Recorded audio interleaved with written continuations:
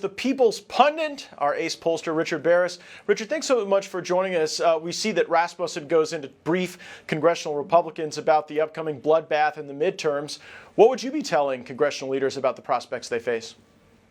Yeah, I mean, I'd echo that. As always, thanks for having me on. Look, the registered voter sample in the generic ballot isn't that bad. They're down, there's no doubt, but it really is the likely voter. Republicans got a little bit this month, and I think it's the war. They got a little bump in enthusiasm, and it helped them among likely voters a little bit. But there's basically a 2 to 4 point disparity between that. You can only do so much closing the gap with enthusiasm. You know, Matt, what it comes down to is go to work, guys. That's what I would tell them. Go to work. It doesn't matter if you pass it or not. It's about optics. Are you fighting for the American people or are you not? If you're governing, you have no excuse not to be doing that. Yeah, I wonder how much this war with Iran will loom over the midterms on the issue matrix. CBS News is reporting that the Pentagon is preparing for ground troops to invade parts of Iran. Of course, the Pentagon's a planning organization. It will be up to the president whether or not that happens. But he certainly seems to be getting encouragement from Israeli Prime Minister Benjamin Netanyahu. Take a listen. You can't do revolutions from the air. That is true. You can't do it only from the air. You can do a lot of things from the air, and we're doing. But there has to be a ground component as well. There are many possibilities for this ground component, and I take the liberty of not sharing with you all those possibilities. If the United States military puts boots on the ground in Iran, how do you think that will affect the generic ballot that you're watching? Well, first, don't insult voters' intelligence. We just had a month debate over doing this from the air, and people were honestly saying, look, the reason why we're so skeptical is because we know this can't be done through the air. They were concerned about boots on the ground. Voters said, don't do it. And they just heard for a month people saying, don't worry, it's not boots on the ground. So immediately, when you take voters for granted like that, or you insult their intelligence, it's met with a blowback. There is less than 10% support in this country for boots on the ground. So if I was the president, or I was telling the president what to do. In response to that, I would tell him, that's great, Prime Minister, then get your army ready. Because Americans don't want this. Yeah. Knock yourself out. Yeah, so what you're saying is more people actually oppose voter ID and proof of citizenship to vote than support Yes. boots on the ground in Iran. Is that a fair characterization? And I'm just wondering, what's more popular right now, mass deportations or mass deployments of troops to the Middle East? Right, well, first the question is yes. I mean, there's just no appetite at all. And by the way, Reuters actually had a poll today, which I try not to look at other pollsters' work, but sometimes you see that other pollsters are picking up on exactly what you are. There's just no appetite at all for boots on the ground.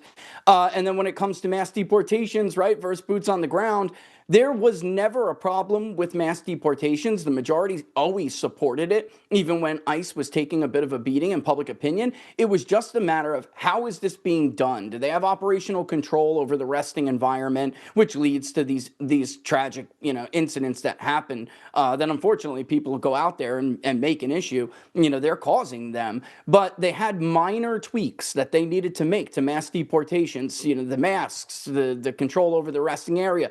Give Americans a simple idea of what crime constitutes a crime that's going to put you to the top of that list, and move forward, because they still supported it. Withdrawing from mass deportations is one of the reasons why so many people didn't want to get involved in this war. It always sucks all of the oxygen out of the domestic agenda. Let me ask you this, because I've only got a little bit left, but a Republican candidate for the United States Senate in Minnesota, Michelle Tafoya, says that voters should respond to rising gas prices by just buying less Starbucks coffee.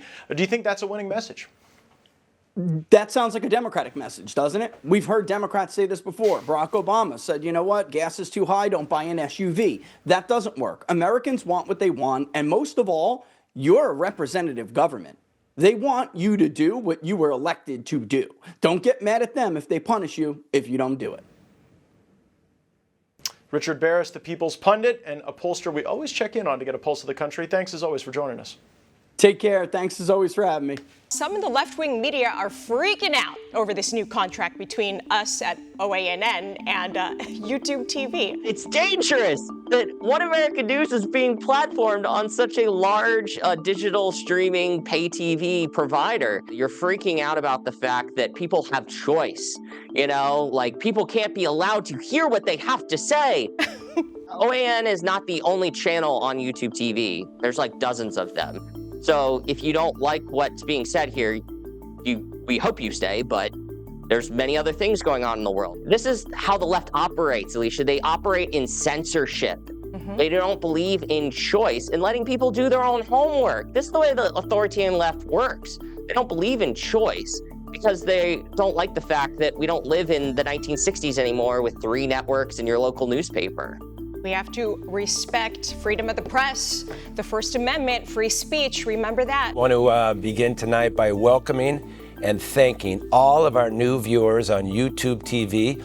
Overnight, One American News welcomed a potential 9.4 million new viewers on YouTube TV. So on behalf of everyone here at OAN, welcome to One American News. We are incredibly excited to have you. This will allow all YouTube TV subscribers to enjoy 16 hours of live news coverage every single day, as well as all of AWE's lifestyle, travel, and family programming, and it will be available in YouTube TV's baseline package. Now, the Vice President and Global Head of Media at YouTube, Justin Connolly, said this about it. Our goal has always been to provide our subscribers with a wide range of content, which is why we're excited to bring One American News to YouTube TV. This partnership gives One American News access to our growing audience, while also giving our subscribers even more choice when it comes to news and entertainment. And we here at The Real Story are extremely grateful for the opportunity to now reach a wider audience. And we're also grateful for the time you give us each and every single day. And we're excited for the future at this amazing network.